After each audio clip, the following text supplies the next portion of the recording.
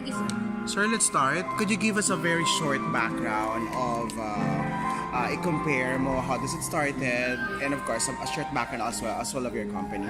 Okay, very good. So we actually started in the Philippines by being a fintech software development company in 2008. So we've actually been developing financial technology and insurance technology software here in Manila since 2008. Around late 2013, we saw that many more Filipinos were, using mobile applications, chat applications, social media, etc. And we saw that e-commerce and all of this stuff was happening very fast.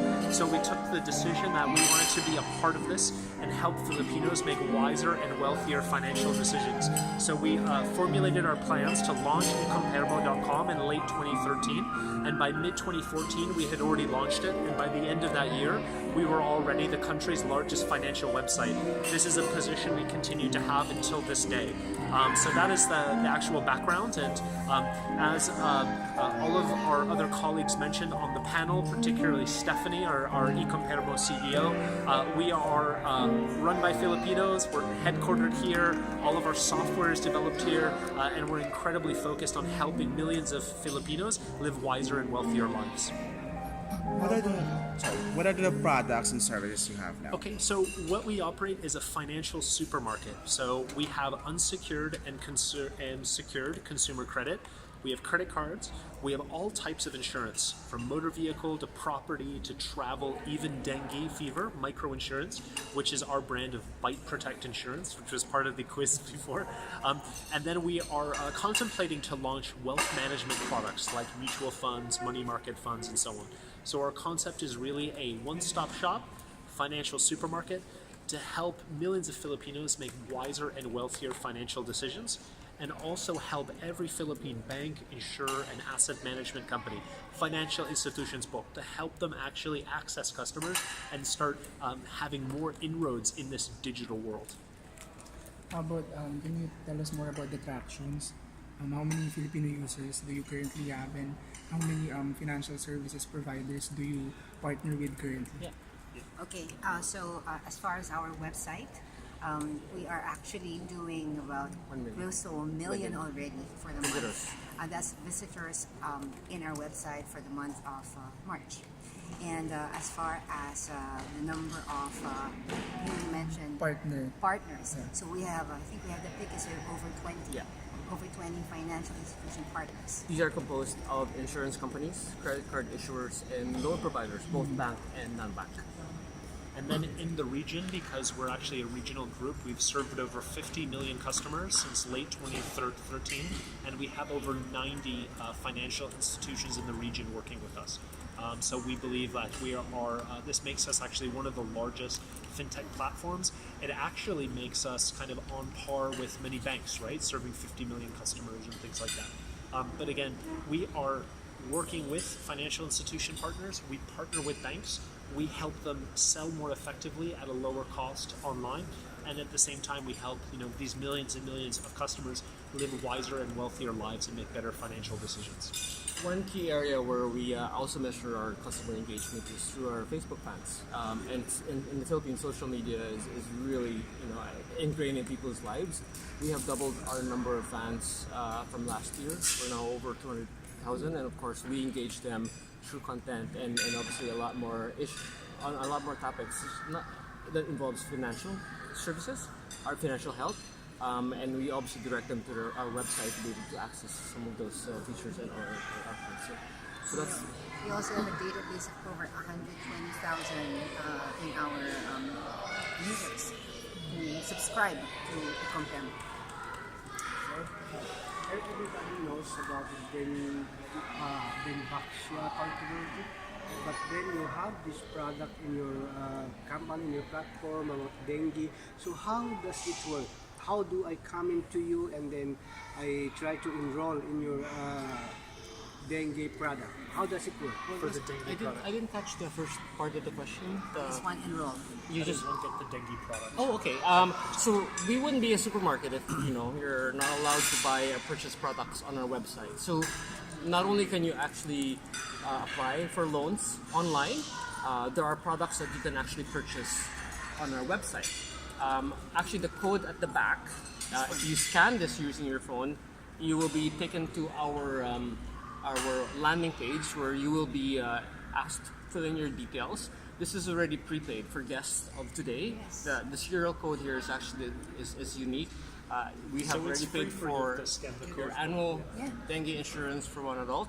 But if you were just to come over our site and purchase insurance, you will be taken to a step of providing your info and the beneficiary, and have an ability to actually pay it for your premium either at the bank, at 7-Eleven, at Bullier, and soon we'll be able to do it by credit cards as well. When did you offer the dengue product, and how many have now even? I don't have the final count, but we did that before the fall, and we partnered with one of our insurance providers, Asian Life, to underwrite that. I don't have the final count, unfortunately, but obviously it's also seasonal. Yeah, It's a fast-growing product for us. And we believe that insurance penetration in the Philippines is not yet as big as in other countries, in say Canada, the United States. So we believe microinsurance, for example, a dengue fever insurance, is an area where Filipinos can have affordable insurance coverage at a very modest ticket price. So our dengue fever policies start at 150 pesos. Like, this is very affordable. So our view of the future is we want to create more product customization. So we talked about that in the presentation today, which basically means designing more products that solve the needs of people at a very affordable price point. So dengue fever, microinsurance in general, we believe solves a lot of needs. What's coming in, and we haven't launched this yet, but this is really coming soon. We're gonna make available PhilCare prepaid cards on our website. What it is, and we also have MaxiCare that has comprehensive health insurance. So if you're gonna go to our website, essentially what we're trying to achieve is, if you were to set aside some money for healthcare, for your family, for yourself, how much would you actually be willing to spend each month? And if you say, I'm only going to spend 500 pesos each month, then we'll give you the options. These are the plans that are available that we think would be appropriate for what you're looking for, and really help you decide. Because right now, the products that are being offered in the market are products pushed by insurance companies. So navigating through the whole sea of brochures and tables is very very daunting for somebody who doesn't know insurance or just trying to really want to have protection for themselves and family. So we want to make the decision simpler, easier, and painless. And also at the end of it, we want to have the right products, offer various products from different price points for different needs on our website. And we will enable some of our partners who may not be digital, who may not have the capability to actually usher them into that stage and also provide guidance in navigating in this space. So what's the edge of eCompare.Mo from other platforms offering the same services? Okay, so eCompare.Mo is, first, it's by far the largest platform in terms of traction with the consumers, so we have the most customers by far. Second is we have the most partners, so the most banks, the most insurance companies, the most non-bank financial lenders work with us, so we have the most diversity and choice. The third is we've been around in the market the longest. We build all of our technology here in the Philippines, so we think we really understand the need of the Philippine consumer. And the fourth and final one, hopefully as we demonstrated today, is we have the deepest technology and we're employing things like chatbot and data to continually solve our customers' needs. So for those four reasons, the most customers, the most partners, we've been around the longest, and we have the most deep technology. We think that really separates us. What are the benefits of employing AI into your system? AI has many applications. The principal one we focus on now is the chatbot, the Alex chatbot that Manched demonstrated. We believe that this actually be able to solve the customer needs 24/7, 365. A lot of customer questions are very standard. For the first questions, how do I do this, or what do I do for that? This can be automated, again, 24/7, 365. The second is that reduces costs, right? That reduces costs. You don't need to necessarily have people on standby, like all around the clock. And then the third one is the way AI and chatbots function is the more they chat, the smarter they become, right? So those are the three reasons, but perhaps Ched would like to add on to that question. Well, the other reason would be for really for customer service. As we mentioned, our chatbot will proactively give you an offer that is related to your needs, and it can even give you alerts. So, for instance, you had your insurance booked with us, and it's about time for you to renew. It will automatically send an alert without you having to program. So how do you leverage or utilize AI without compromising maybe the employability of Filipinos, especially those in the BPO sector? Awesome question. In fact, we talked about this a little bit in the Q&A. We don't believe that AI or chatbots replaces humans or replaces that. I think the previous question in the Q&A was phrased around, do we lose the human touch? And our answer and our belief is no. We still have lots and lots of human touch interactions. Those are important. Those never go away. What actually happens is the AI and the chats basically handle a lot of the early stages, the repetitive, the stuff that might be happening at 10 or 11 p.m. at night when somebody gets home from a traffic jam. So it basically increases efficiency. What that will mean is BPO employees can be more efficient. They can focus more on sales.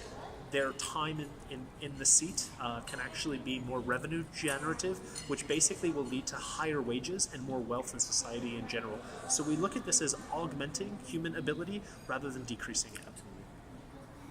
Earlier, you also mentioned that among the emerging technologies that will quote-unquote greatly shape the fintech industry is blockchain technology. What specific application enabled by this technology do you see utilizing in the company? Cryptocurrencies?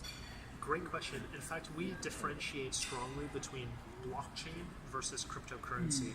Cryptocurrency, in many respects, is a speculative financial instrument. It is not our space to comment on that.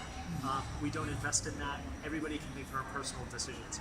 However, that's built on top of this concept, which is called, blockchain. Essentially, a blockchain is nothing but an open ledger. It's a public ledger.